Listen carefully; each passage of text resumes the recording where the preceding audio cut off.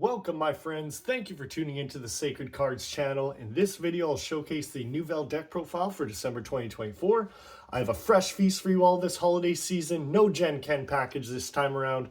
My goal pertaining to the deck list I posted in October was to minimize the Nouvelles engine to make room for more disruptions in a tournament-style setting. You'll soon notice I've given the Nouvelles archetype more resources to work with, increasing the consistency for a ritual-based deck, giving myself the opportunity to do what the deck wants to do, while still maintaining a balance of interruption. As you all know, Nouvelles is my favorite deck in terms of lore and play style. Every once in a while, an archetype comes around that grabs me head first, and I dive in, but none drew me in with a passion like Nouvelles managed to do. This is a pure 40-card list. Let's dig into Nouvelles, which I know to be French cuisine with a heavy emphasis on presentation and attention to detail, which was precisely my approach when building this deck. So once again, I'd like to break some of the unwritten rules of deck profiling by discussing some of the engine spells first. As just to give a better understanding of how the deck synergizes prior to the monsters, as a strategy usually begins its process with these cards. I'll open the doors to 3 copies of Nouvelles Restaurant, 2 copies of Voici la Carte, 2 copies of the ritual spell Recette de Poisson, 2 copies of the ritual spell Recette de Viande, 1 copy of Recette de Personnel staff recipe, and the 1 copy of Chef's Special Recipe. So Restaurant puts the deck at maximum function. Upon activation, I can search a recipe card by placing a ritual monster from my hand to the bottom of the deck. I can draw a card, and during the end phase, I can place a recipe and any other card in the graveyard to the bottom of the deck and draw another card. Each of these effects can be used once per turn. Voici la carte is the menu I present to my opponent. I reveal 2 Nouvelles monsters from my deck, either being Poissonnaire or choice of ritual monster. My opponent picks one of 2 options, gets added to my hand. If it were a beast warrior, I can add a Recette de Poisson from deck or graveyard. If it were a warrior, I can add Recette de Viande from deck or graveyard to hand. Very helpful to ensure your recipes always stay in rotation. Recette de Poisson can ritual summon any of my Nouvelles ritual monsters. However, if I summon Bouillabaisse with Poisson's effect, I can add a copy of Recette de Viande from my deck to my hand. Recette de Viande is also a ritual spell used to summon my ritual monsters. However, summoning Confira with my copy of this card will change all defense position monsters my opponent controls to attack, so I contribute them for effects. Recette de Personnel is a continuous trap which can be used to target a ritual monster in order to trigger their effect myself. I can summon a token with the same level as a monster I target, plus it can be used as a spell speed 2 ritual summon if I'm able to summon a monster using the exact levels of stars for tribute. Chef's Special Recipe is a searchable negate counter trap. Absolutely incredible card I'm able to recycle from grave as needed. If Hungry Burger hits the field, I can banish this card from my grave and tribute as many monsters as possible. Now, presenting the ritual menu, I play 1 copy of the level 1 Bouillabaisse and the 1 copy of Confira de Nouvelles. If Bouillabaisse is targeted by effect or attack, I contribute it in 1 attack position monster on the field to special summon a Nouvelles ritual that is 1 or 2 levels higher from the hand or deck. So on-summon Bouillabaisse can excavate the top 5 cards of my deck and add a Nouvelles card to the hand. Confira shares the same tributing effect text as Bouillabaisse, but will level up to 3 or 4. On summon, we'll destroy a spell trap card. As previously mentioned, if summoning Confira off the back of Recette de Viande, I can change all defense position monsters my opponent controls to attack position, so they may be served properly. Moving on over, 2 copies of Poilty and the 1 copie of Foie Glacia. I was actually running the 3 Poilty and cut Foie Glacia, but as Poilty is a once per turn and you love to see it, I'd rather cut the 1 copy for a card that at least does something different and can still get me to the same monster I'm trying to achieve anyway. Each of these ritual monsters can activate their effects to tribute an attack position monster when any card is targeted by effect or attack. Pelti can level up to dishes 5 or 6, or 4 or 5, whereas Flaglacia can level up to dishes 5 or 6.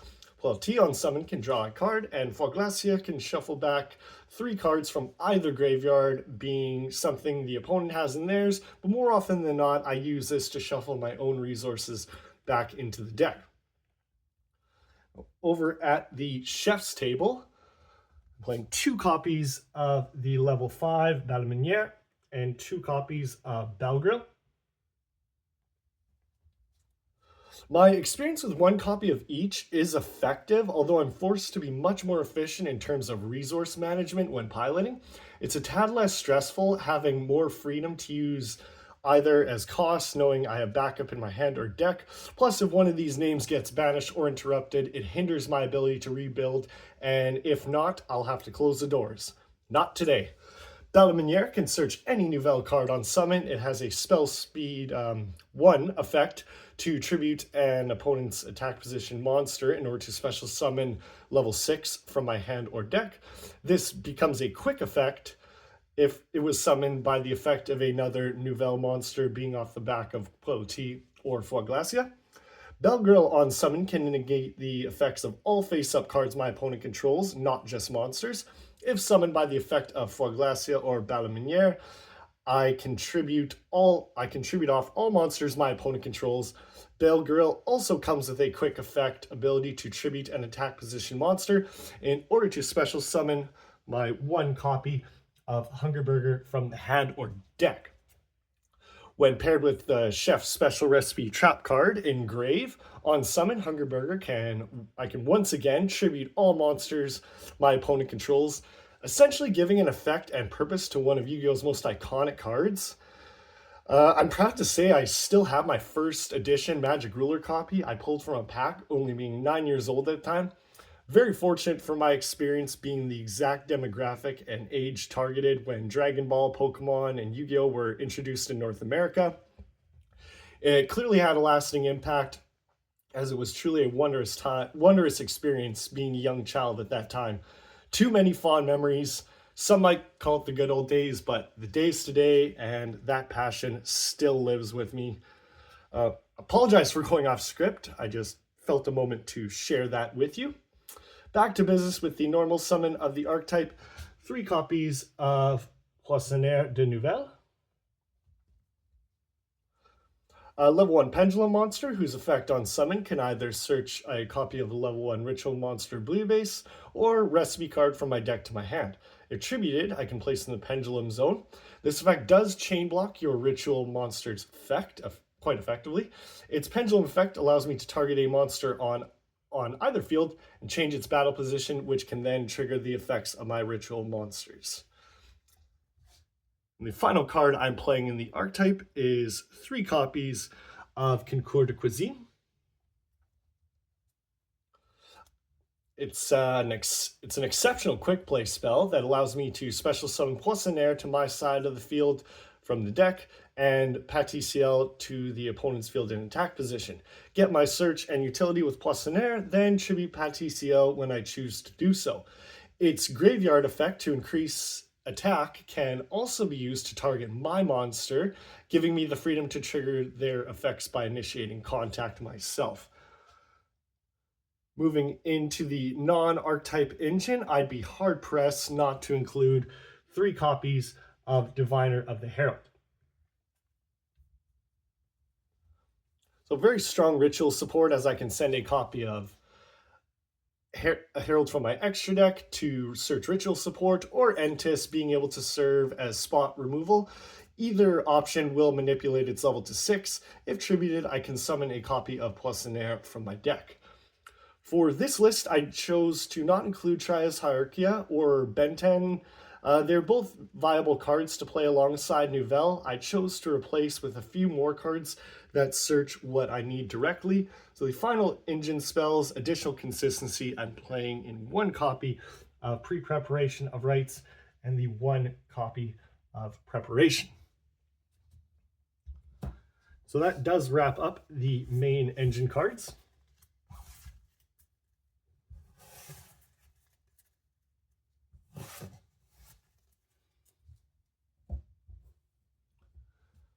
So the last 8 slots I have dedicated to 3 copies of Ash Blossom, 2 Effect Veiler, 2 Moonlit Chill, and the 1 Called by the Grave. If you watch my Nouvelles profiles before, you know I like the idea of being able to draw into one of these during my end phase with Restaurant's Effect, with layered utility serving as powerful interruptions and provide me a monster with a level should I need to use them for cost. I also took into consideration that Veiler and Chill both target, which literally feeds into the Nouvelles main strategy, with Chill also providing additional burn damage. And that wraps up a 40 card main deck. So definitely be sure to share your thoughts on the deck in the comments, as I love engaging with the community.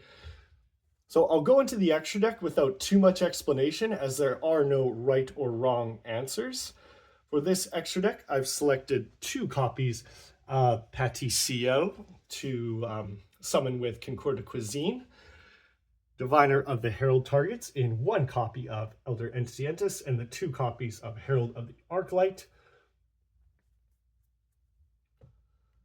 Now, my favorite Link 2 monster I go into often enough to justify playing 2 copies is the 2 copies of Dynamondo. And I'm also playing the 1 Relinquished Anima, the 1 Salamangrate Almirage, and the 1 Cross Sheep. And filling out the last few slots with 1 IP Masquerena, 1 SP Little Knight, 1 Neptiz's Sacred Flame, 1 Link Mill Archfiend, and the 1 copy of Underworld Goddess to round off the extra deck.